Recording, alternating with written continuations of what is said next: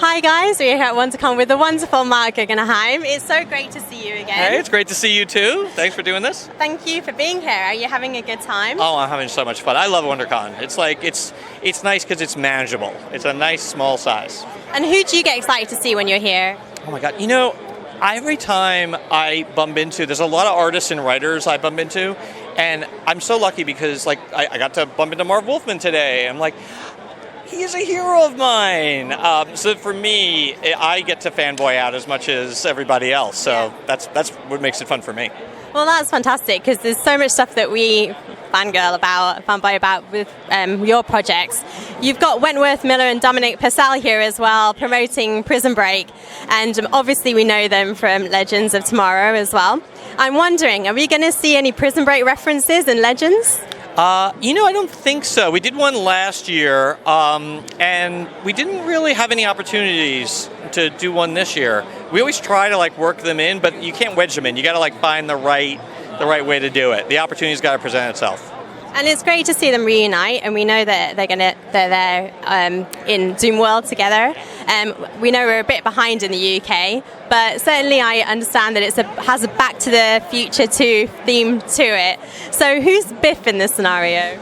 Ooh, that's a great question. Who's the Biff in this scenario? You know what? I kind of want to say that Thawne is the Biff. Thawne feels very Biff-like to me. Yeah. He's the one reaping the benefits, I guess. For the most part, yes. Much to the chagrin of the other members of the Legion. Yeah. And I love Eobard Thawne versus Barry Allen. Are we going to see that anymore this season? Not this season. Next season? You never know. You never know. We're just starting to talk about next season, so everything's on the table. Oh, brilliant. And I know it is a bit early to be talking about other seasons, but we have to talk about Arrow as well, because there was some season 6 news that Katie Cassidy is coming back as Black Siren. So it's making me think, and I want to know if I'm completely off or maybe a bit warm, is she going to be season 6's big bad? I don't know if I should answer that. I will say she's going to have a very significant presence as an antagonist. Let's put it that way. And speaking of Arrow, we cannot talk about the show without mentioning Olicity. At the moment, they're not in the best of places. What will be happening with their relationship towards the end of this season? Episode 520, I don't know when that's airing in the UK for you guys. It hasn't aired in America yet. Is sort of it's our big exploration of Oliver and Felicity's relationship, specifically their breakup. One of the things that we did last year was when they broke up and they ended their engagement and Felicity walked out on Oliver, it was really without a conversation. It's sort of like Felicity hit her breaking point and she just walked. And Oliver and Felicity have never really had that adult conversation about, okay, why did we break up and what's that all about? And in 520, we really get underneath that in a way that we didn't have time to do last year. So they're going to be revisiting that relationship. Does that mean they're going to be revisiting it together again? Ooh, I'd watch the show. I know a lot of people are curious. Yeah. Well, certainly I am. And one of the other things we know is, because obviously the change is going to come at the end of season 5 because you're going to be caught up with Oliver in the island. So season 6 flashbacks, everyone's wondering what's going to be happening with those. We're going to flash back to the first episode and save some money. No, I'm kidding. Just start again. Basically, we will end the island story very definitively. Next year, our approach to the flashbacks will be very different. It'll be episode-specific flashbacks. And they won't be every episode. It'll be if there's a reason to flashback, we'll absolutely do so. We will be having those kind of flashbacks in 601, the 6th season premiere. And Oliver at the moment is not having the best of times. He's certainly portraying the monster side of him at the moment. Do you feel Oliver Queen is more of a cold-hearted killer or a decent man and a hero? It's funny. I don't see why he can't be both. I think Oliver is a very, very complex and complicated person, and I think what makes him interesting for me as a writer, and I think to the audience, is there are these two sides of him that are always at war with each other. There's the darkness in him that's a killer and vicious, and then there's the gentleman in him that's like the loving friend and devoted friend and brother.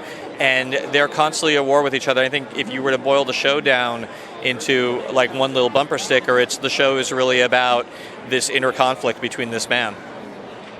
And it's definitely something we're all looking forward to for season 6. But right now, we're here talking about Trollhunters, which I love. I've told you I've seen it twice already.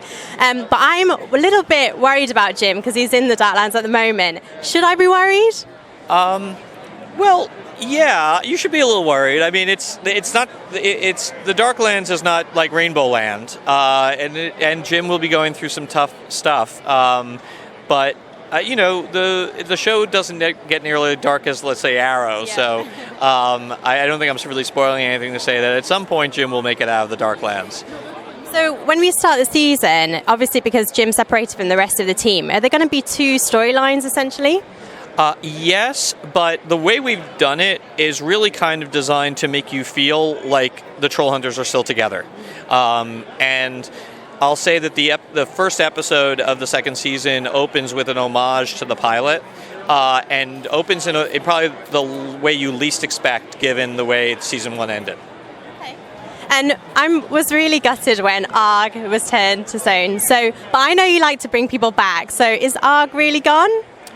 Oh, I can't say. The one thing I can say is that when I did the draft of the movie, because originally Trollhunters was a movie before we turned it into a show, that's how the movie ended. The movie ended with Arg being turned to stone.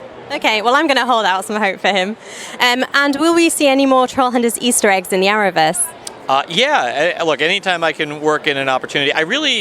We had shot it, and it didn't really make it on camera as clearly as I wanted to, but in episode 211 of Legends, when Rory's eating the candy bar, that was a nougat nummy from Trollhunters. And then, whenever Damien Dark speaks his incantation, he name checks Kanjigar. So, yeah, every time we get an opportunity to, I like to sneak it in there. So we have to look out for more of those. I hope so. And when can we expect season 2? Later on this year. Well, thank you so much for talking to us about all your projects. It's been great. Have a fantastic time at WonderCon. Thank you so much. Thank you.